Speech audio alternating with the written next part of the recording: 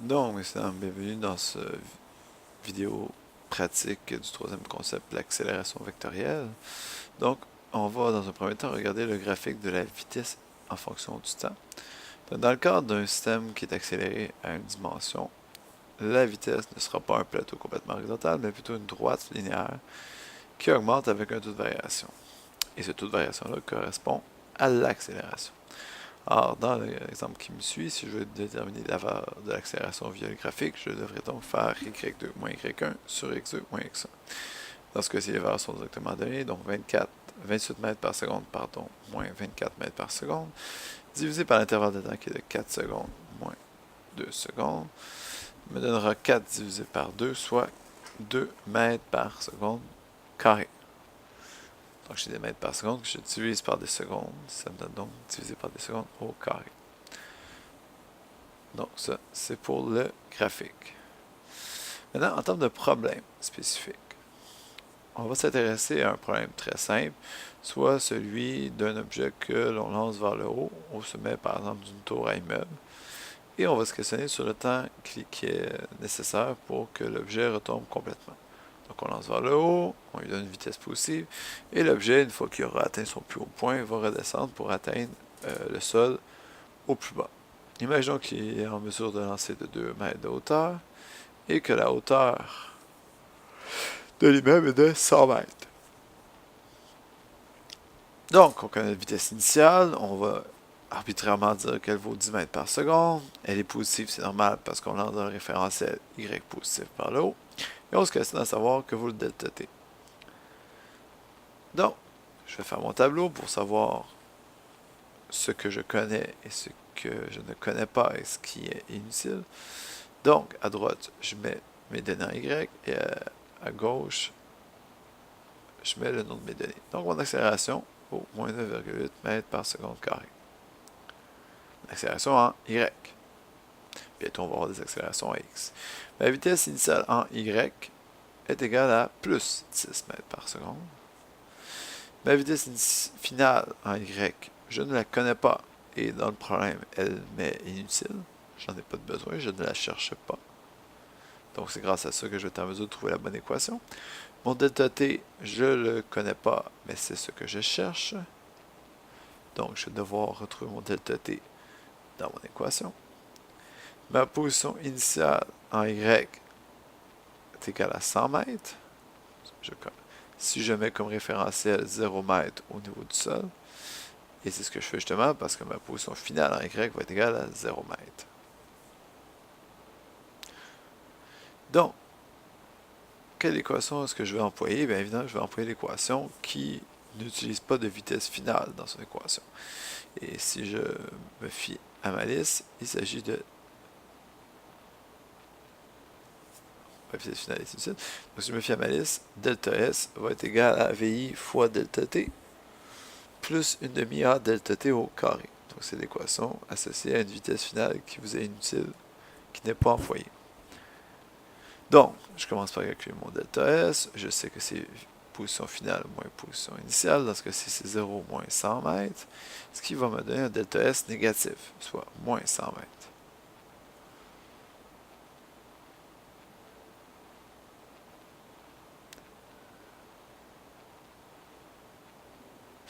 Et ça, c'est égal à 10 mètres par seconde fois delta t plus une demi fois moins 9,8 delta t au carré.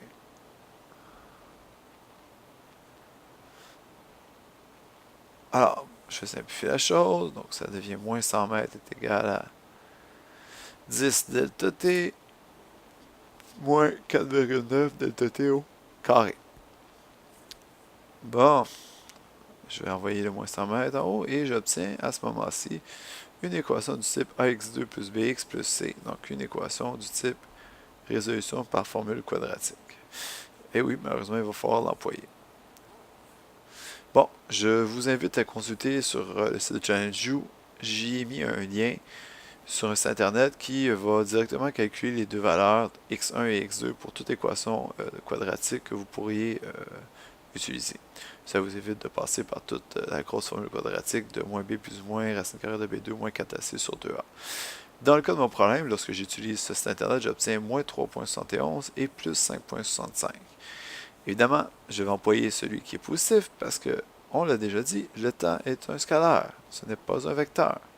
Donc, il est impossible que le temps soit négatif. On ne peut pas avoir du temps négatif. Donc, dans ce cas-ci, j'ai 5.65 qui va me servir de temps officiel, qui correspond à sa chute, ce qui fait un certain sens. Si je m'imagine un objet qui est du haut d'un immeuble de 100 mètres, je le lance, je m'attends à peu près à ce que ce soit ce niveau-là de temps. Maintenant, dans le plus complexe, imaginons deux plongeuses, un à 15 mètres de hauteur et l'autre à 25 mètres. J'ai donc deux variables parce que j'ai deux personnes.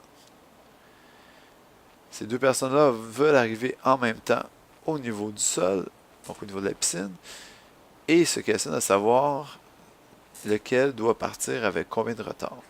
Celui à 15 mètres doit attendre combien de temps avant de partir pour arriver en même temps que le deuxième. Sachant que les deux se laissent tomber. C'est bien important, se laissent tomber. C'est pour ça qu'on indique que le 0 mètre par seconde pour les deux est leur vitesse initiale.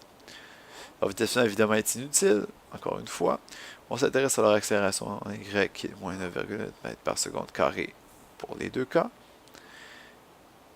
Et bon, évidemment, leur position initiale va varier. Donc, celui du premier plongeur va être de 25 mètres, sachant que le point 0 correspond au niveau de l'eau, et le deuxième plongeur sera de 15 mètres.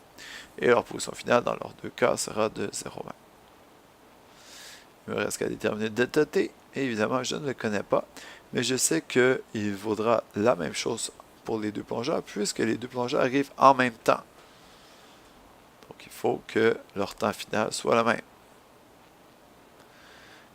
Ah, je vais déterminer combien de temps chacune des deux chutes prennent. Et par la suite, sachant que celle de 25 mètres sera plus longue que celle de 15 mètres, je n'aurai qu'à soustraire les deux pour trouver dans le fond le temps que le plongeur de 15 mètres doit attendre avant de se laisser tomber. Donc, allons-y très simplement. Bon, je sais que ma vitesse finale est inutile, donc je vais reprendre mon équation delta S est égal à VI sur delta T plus une demi-A delta T au carré. Mon delta S pour mon plongeur de 25 mètres vaut moins 25, parce que c'est final moins initial, est égal à 0, qui est ma vitesse initiale, plus une demi moins 9,8 delta T au carré. J'obtiens donc moins 25 est égal à moins 4,9 delta T au carré.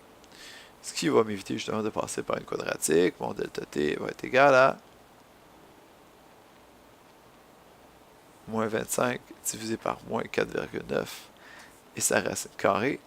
J'obtiens à ce moment-là 2,25 secondes. Donc ça, c'est le temps total que prend le personnage du 25 mètres pour tomber. Je vais m'intéresser donc au temps que le personnage de 15 mètres va avoir de besoin pour être en mesure de faire sa descente. Dans ce cas-ci, le delta S vaut moins 15, toujours parce qu'on part de final moins initial. La vitesse vaut toujours 0 au niveau initial, donc ça devient moins 15 est égal à moins 4,9 delta T au carré.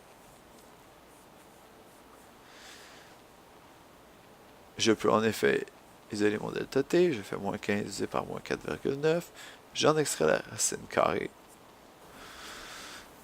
Et je devrais obtenir un temps de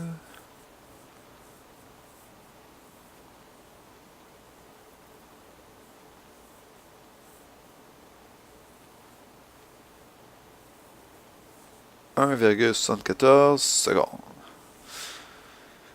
Maintenant, tout ce qu'il me reste à faire, c'est en faire la différence entre les deux pour voir quel est le temps nécessaire que le deuxième plongeur doit attendre avant de se laisser tomber. Donc 2,25 secondes moins 1,74 donne approximativement 0,5 secondes.